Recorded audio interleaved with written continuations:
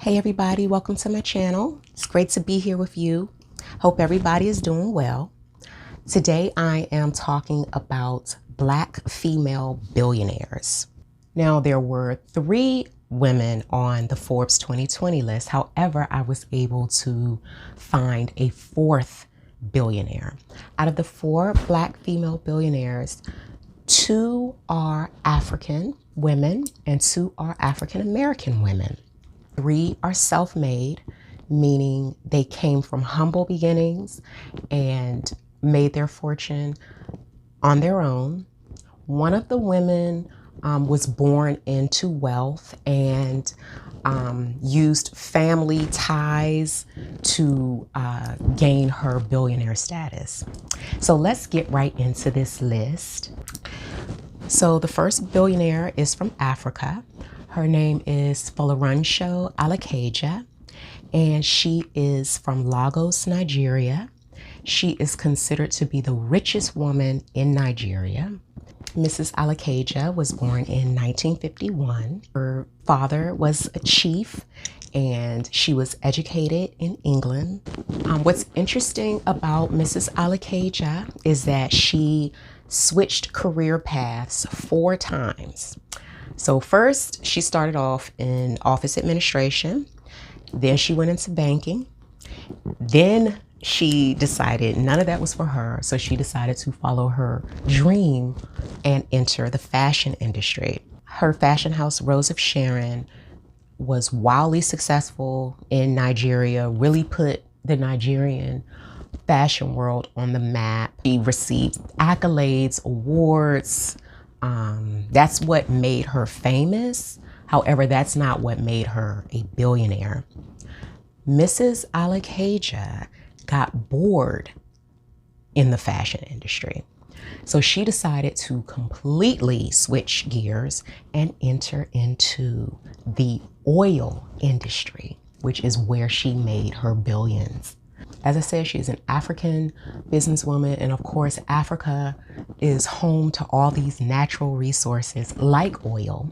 So Mrs. Alikeja's company applied for an oil prospecting license from the government, and they granted it to her. So her company goes searching for oil, and they hit oil. So she's a Black African oil magnate, which is so exciting. I have to also mention that as of 2021, Mrs. Alikeja's net worth has dropped slightly below the $1 billion mark due to the coronavirus pandemic, which has brought oil prices down, which has affected her business. However, I'm sure that she is doing just fine. I'd like to share some advice from Mrs. Alikeja on how to be successful. So she says, there is no overnight success. You must start by dreaming big and working towards achieving it. You must be determined to succeed at all odds. Do not allow your setbacks or failures to stop you, but rather make them your stepping stone. I love it. So the next billionaire is exactly who you think of when you think of Black female billionaires. First name that comes to my mind is Oprah Winfrey. So many of us are familiar with Oprah. If you were alive during the 90s, you know who Oprah Winfrey is. So Oprah is also self-made, which is so exciting. And Oprah is self-made in a way that none of the other billionaires are, in that she came from absolutely nothing. Oprah's mother was 16 when she had her. She experienced a plethora of abuse. She grew up in rural Mississippi. And Mississippi is rough on Black people, historically has been rough on Blacks. Despite the odds, in 2003, Oprah became the world's first Black female billionaire. Right now, Oprah's estimated net worth is about $2.7 billion. Oprah attended Tennessee State University and then moved to Baltimore to pursue a career in journalism. Oprah shares a story about one of her first anchor jobs she was actually fired from because she would get emotional when she was reporting on stories, and she would even cry sometimes as she was reporting on stories. So she was let go because of that. Oprah being fired from that anchor position helped set her up for a hosting position on a television show called People Are Talking, and she was a hit. The show lasted for 8 years, and after that, she parlayed her way into the Oprah Winfrey Show, which is what catapulted her to success. The Oprah Winfrey Show ran for 25 years, from about 1986 to 2011. In the Oprah Winfrey Show's first year, the show made $125 million in its first year. Oprah pocketed $30 million of that. After the show ended in 2011, Oprah launched her television network, OWN. She also reinvested money into her magazine, O. She also is a partner in Weight Watchers. She has a deal with Apple. Oprah's money just doesn't stop. What we see with Oprah is that she continues to reinvest and reinvest, business after business after business. And some words of advice from Oprah. Oprah says, "The key to realizing a dream is to focus not on success, but on significance. And then even the small steps and little victories along your path will take on greater meaning." In that same spirit, she writes, "Think like a queen. A queen is not afraid to fail. Failure is another stepping stone to greatness." I'm very excited about this next billionaire because she has ties to my alma mater, Spelman College. So this next billionaire is Suzanne Shank, and Suzanne Shank made her money in finance. She has an estimated net worth of $3 billion.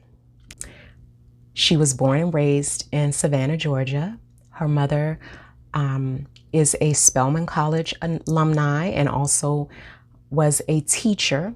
Her dad was a bus driver. Shank studied civil engineering at Georgia Tech. She worked in engineering for a little while and decided to go back to school for finance. So she enters into Wharton Business School, which is one of the top, if not the top business school in the United States. She enters the field of finance and becomes a success. She is a founding member of Seibert Branford Shank & Co., which is an investment banking firm. Currently lives in Detroit with her husband. She has 2 daughters. And she also sits on the Spelman College Board of Trustees. Advice from Shank is, be prepared to pursue all necessary training, even if it means going back to school. Be persistent even when it is hard. Don't give up until all options have been exhausted. Become the expert. Experts in particular areas tend to be highly sought after. The 4th billionaire is Isabel dos Santos, who was born in 1973. She is from Angola. At one time, dos Santos was Africa's richest woman. Earlier, I stated that the women on the list are all self-made, but one, and dos Santos is the one that was not self-made. Dos Santos is the daughter of Angola's former president, Jose Eduardo dos Santos, who ruled the country from 1979 all the way to 2017. Sometimes Isabel dos Santos is referred to as the Princess of Angola.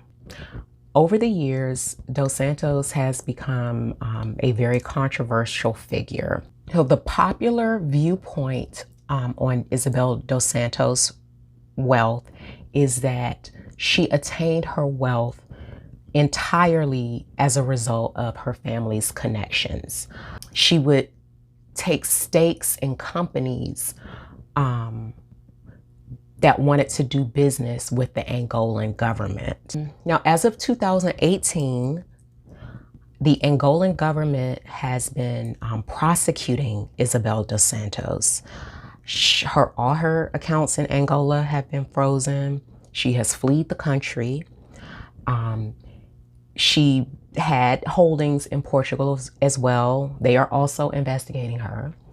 Hence, Isabel dos Santos has fallen off the billionaire list. One common thread in all these stories, except dos Santos, is that all these women, none of the women had a direct path to success. Everybody suffered setbacks. Everybody switched up somewhere, maybe a few times. They switched up their career paths, but they just didn't give up. They just kept going until they found what they were passionate about. And they did that. And then when they weren't passionate about that anymore, they went and found something else they were passionate about and did that. Also, I found that these women really didn't hit their stride until they were in their 40s.